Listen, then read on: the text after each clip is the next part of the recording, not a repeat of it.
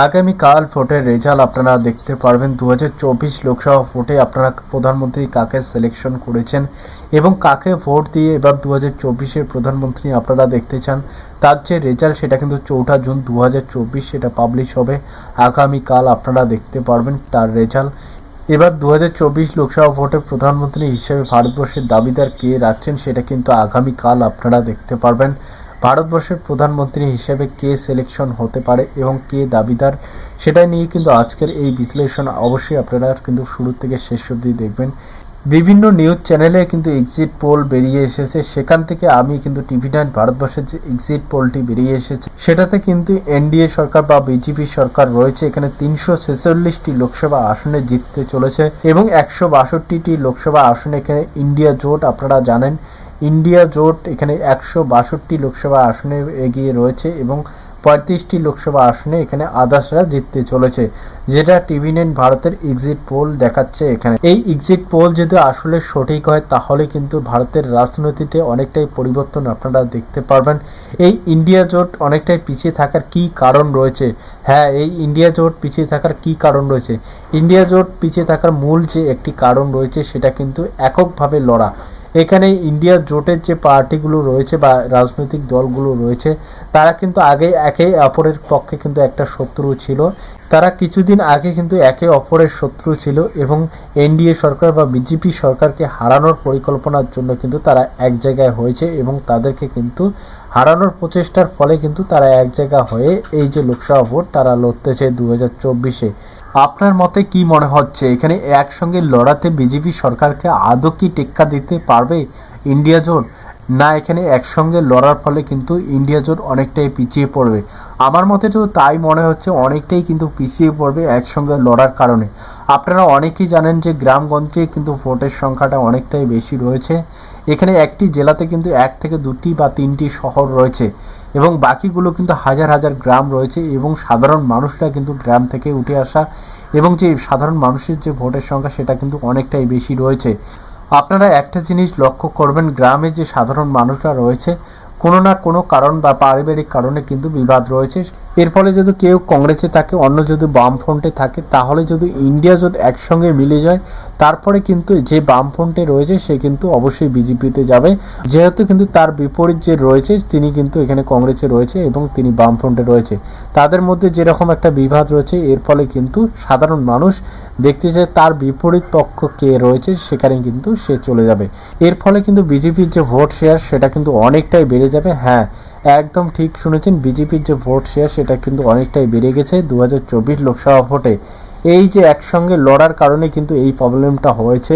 আপনারা অনেকেই জানেন কিন্তু কিছুদিন আগে বিধানসভা ভোট বা তার আগে কিন্তু এই দলগুলো একে অপরকে কিন্তু বিভিন্নভাবে হেনস্থা করার চেষ্টা করেছে বা বিভিন্নভাবে কিন্তু হামলা করেছে যে এই পার্টি খারাপ, এই পার্টি খারাপ, বামফ্রন্ট খারাপ, সিপিআইএম খারাপ, এখানে টিএমসি খারাপ, এখানে জেডিইউ খারাপ, বা বিভিন্ন পার্টি কিন্তু বিভিন্ন পার্টিকে হামলা করেছে। তারপরে দেখছি যখন বিজেপিকে কোনোভাবে আটকানো যাচ্ছে না, এর ফলে কিন্তু তারা একটা সিদ্ধান্ত করেছে যে প্রত্যেকটি রাজনৈতিক দল, যে কোনো আঞ্চলিক রাজনৈতিক দলে হোক না কেন, প্রত্যেকটি আঞ্চলিক দলকে মিলিয়ে একটি কিন্তু ইন্ডিয়া জোট তৈরি করেছে। এবং এই ইন্ডিয়া জোটে আরেকটা প্রবলেম কি রয়েছে, এখানে কি প্রধানমন্ত্রী হবে সেটা কিন্তু এখানে উল্লেখ করা হয়নি।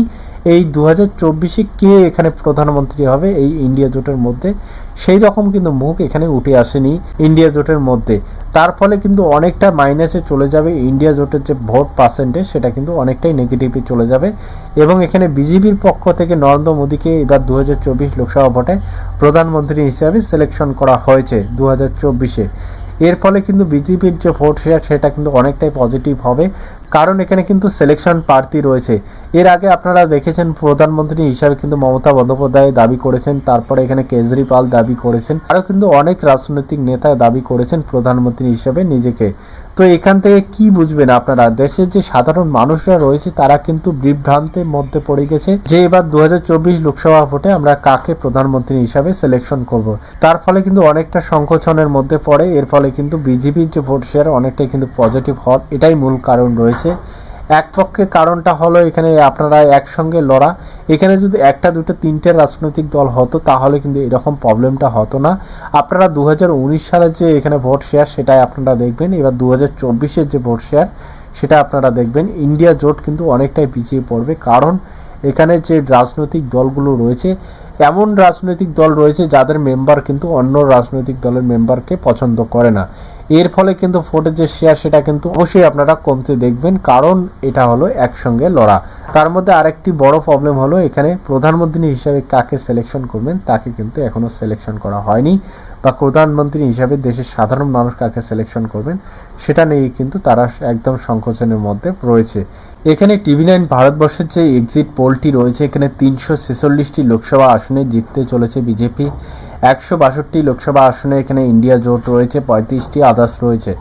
তো এখানে দেখার বিষয় কে জিতবে এখানে 2024 লোকসভা ভোটে, এবং এখানে যদি ইন্ডিয়া জোট জিতে তাহলে কিন্তু বিজেপির অবশ্যই আপনারা ভোটের যে মার্জিন অনেকটা কিন্তু কম দেখতে পারবেন। ইন্ডিয়া জোট কথার কথা যদি এই লোকসভা আসনগুলিতে যেতে, এখানে ইন্ডিয়া জোট একটি দাবি করেছেন বিজেপি সরকার কিন্তু 200টি লোকসভা আসনেরও কম লোকসভা আসন পাবে। এর অপরদিকে বিজেপি সরকার দাবি করেছেন 400টিরও বেশি কিন্তু লোকসভা আসন 2024-এ পেতে চলেছে।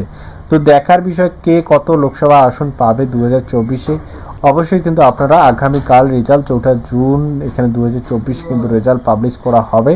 তারপরে কিন্তু আপনারা দেখতে পারবেন এবার দেশের প্রধানমন্ত্রী হিসাবে কে সিলেকশন হবে।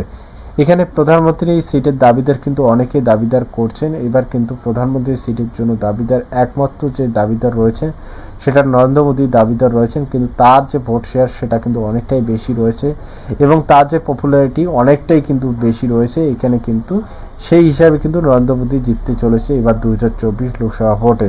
এরপর যদি আপনারা পশ্চিমবঙ্গের দিকে দেখেন, এখানে কিন্তু দুটি পার্টি শক্তিশালী রয়েছে, একটি টিএমসি, অপর দিকে রয়েছে বিজেপি। এখানে কিন্তু অবশ্যই একটা হাড্ডাহাড্ডি লড়াই দেখতে পারবেন টিএমসি বনাম বিজেপি।